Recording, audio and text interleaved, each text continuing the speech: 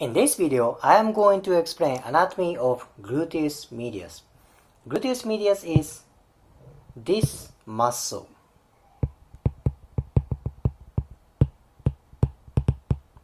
Okay, this muscle is on lateral part of hip joint and pelvis. I am going to explain its origin, insertion, and function. Origin of gluteus medius is on lateral part, and this is below iliac crest. Okay, so important thing is this is lateral part of hip joint.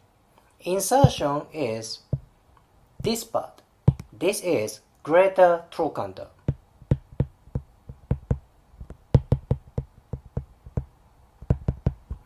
Speaking of greater trochanter, there are many muscles that attach on greater trochanter, such as piriformis and deep lateral rotators. Lateral rotators. So if one of these muscles get tight, let's say gluteus medius gets tight, this tightness can affect piriformis and other lateral rotators because they are very close each other. Then if you follow myofascial connection, that can affect very wide area of hip joint. Then if this place gets tight, that can affect for tightness of pelvis. This is very important. And please remember, gluteus medius attaches on greater trochanter. See, this is very important. Now let me explain its function. Again, this is lateral part of pelvis. Gluteus medius in this picture is slightly narrower than you see on anatomy book. So in usual anatomy book, gluteus medius is a little bit more wider than this picture. So in this picture, I treat this muscle as a little bit wider. Okay, so this is gluteus medius. General function of gluteus medius is hip abduction. Okay, hip abduction. Plus, this muscle is slightly deeper than gluteus maximus. Okay, gluteus maximus is the biggest muscle and most superficial gluteal muscle. It's here. Gluteus medius is slightly deeper. Okay, as muscle is located deeper and deeper, the muscle is very important for stability. Of course, this muscle is important for mobility, but same time, it is important for stability. So, hip stability plus pelvic stability. Okay, general function, abduction, and hip pelvis stability. Okay, this is general function. If you divide gluteus medius, you can divide three parts: anterior part, middle part, and posterior part. Now I am going to explain specific function depends on fiber. Now what happens when anterior fiber contracts? That brings hip joint this direction.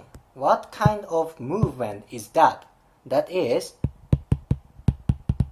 hip flexion, this direction.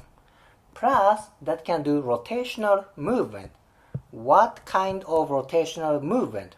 That is internal rotation. So anterior fiber, flexion, and internal rotation. But this is hip movement, right? But when anterior fiber contracts, this way, that can bring pelvis. What kind of movement is that? That is anterior tilt. Anterior tilt of pelvis. Anyhow, gluteus medius can move hip and pelvis, okay? Flexion, internal rotation, and anterior tilt. Let's move on to middle fiber. Middle fiber is here. Because of its location, middle fiber doesn't do much about flexion or rotational movement or tilt movement of pelvis. Why? Because it's just on lateral part of pelvis. So function is abduction and stability. Easy, right? Now let's move on to posterior fiber. Direction of posterior fiber is this way, right? So what kind of movement can it make? That is extension and external rotation. Okay, this is hip movement. What happens when gluteus medius contracts this way? What happens when posterior fiber contracts? That brings pelvis this way. What is it? That is posterior tilt. So anterior fiber was flexion, internal rotation, and anterior tilt. Posterior fiber is opposite, extension, external rotation, and posterior tilt. See, gluteus medius can do so many movements, okay? Now, do you remember? Gluteus medius is important for stability. There is one another muscle that is also important for hip stability. That is inside part of pelvis. I am going to explain relationship with that muscle. So this is last picture. This is gluteus medius, outside, okay? What is this muscle? This is iliacus. Iliacus, okay? This muscle is famous with psoas. Now that becomes iliopsoas. But if you talk about pelvic stability, iliacus is more important compared to psoas.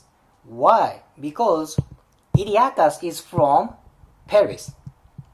Psoas is from lumbar spines. So which one is important for pelvic movement and pelvic stability?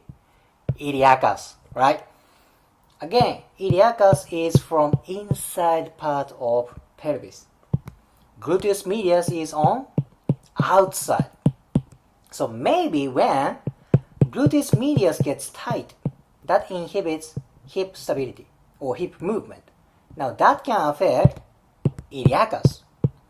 Vice versa, when iliacus gets tight, that inhibits hip. Now that can inhibit gluteus medius. I am not talking about these guys are always 100% times involved for hip joint.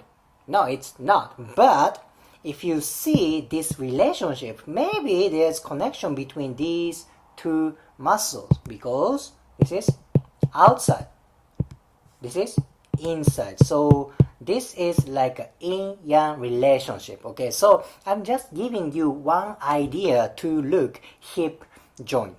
Okay, in this video I explained basic anatomy of gluteus medius. If you liked today's video, please hit the like button, comment and subscribe. See you next video.